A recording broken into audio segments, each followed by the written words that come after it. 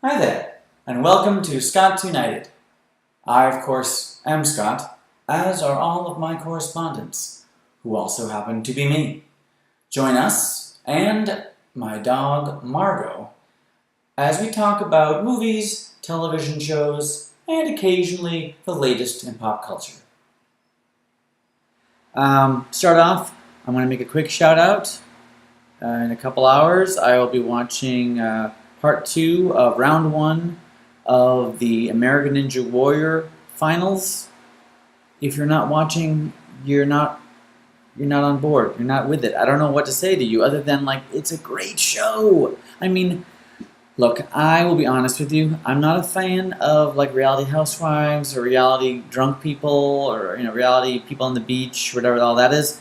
I like my reality with some competition. Okay, I like my Top Chef. I like my Project Runway. I like my RuPaul's Drag Race, and I like my American Ninja Warrior.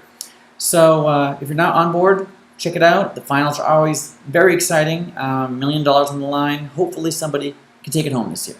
Now, there will be several segments that we will return to again and again, and the first is Oscar Say What? And that's devoted to those people who remain unsung by the Academy of Motion Picture Arts and Sciences. Yes, those people who haven't won an Oscar, but should. Um, there are many, and we will be touching upon several. So let's go to Scott and hear about our first one. It can really come to no surprise to those that know me that Amy Adams is our first candidate for Oscar Say What. I mean, where do we start? I mean, have you seen Junebug? You probably haven't, but you should. Doubt, Enchanted. She didn't get nominated for Enchanted, but who really could have pulled it off? That was a balancing act, and she did it. The Fighter, The Master. Now, The Master I didn't care for, but her performance was so great. I mean, I know a year from now she will definitely be nominated for Best Miniseries Lead Actress in a Drama, for Sharp Objects. You're drifting. Come back to movies. You're heading into TV. We're talking about awards later. How did she not get nominated for Arrival? How did that even happen? I can't say.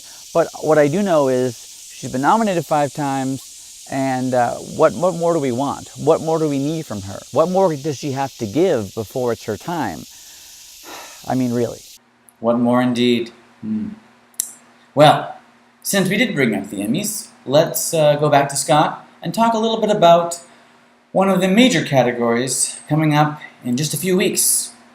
Let's just talk for now about Best Comedy. Lots of great shows, lots of great nominees. Modern Family, I mean, what is it? It's like 12th season. Who cares? People do, apparently. Not going to win, however. I'm a big Kimmy Schmidt fan.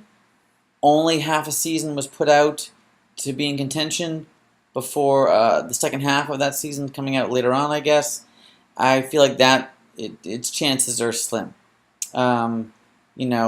Blackish, people love the show. 4th season, could this be their year? Probably not.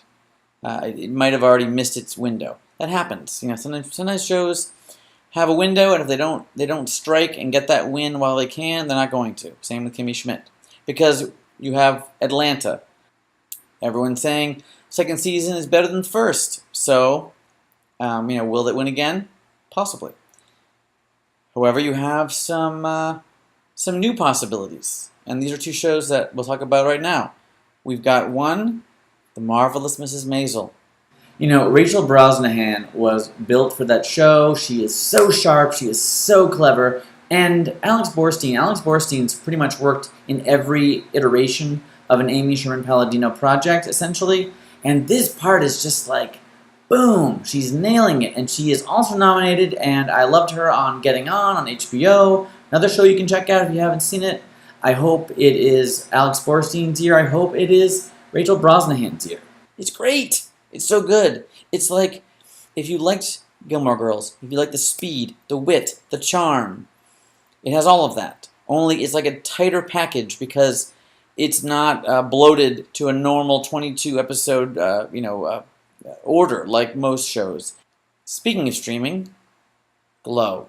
If you haven't checked out the gorgeous ladies of wrestling, you must. And I know some of you might be saying, wrestling, and I will say, Lauren Ferry, long ago, said you need to watch Friday Night Lights. And I said, football, but great show, amazing show. WWTTD, what would Tammy Taylor do?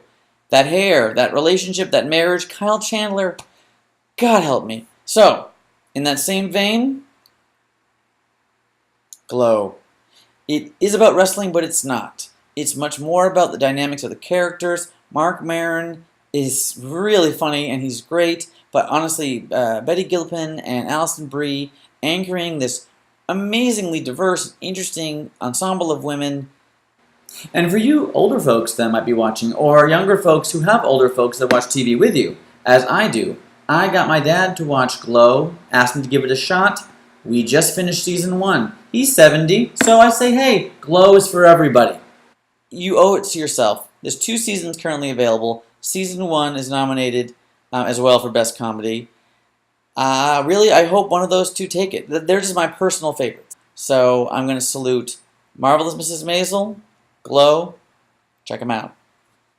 It is my goal and it is our goal to come to you once a week with updates on TV, movies, and pop culture, what you should be watching, what you've forgotten about, what you didn't realize you had in your DVD collection that you actually should take a look at, whatever it may be, I'll be here, we'll be here for you.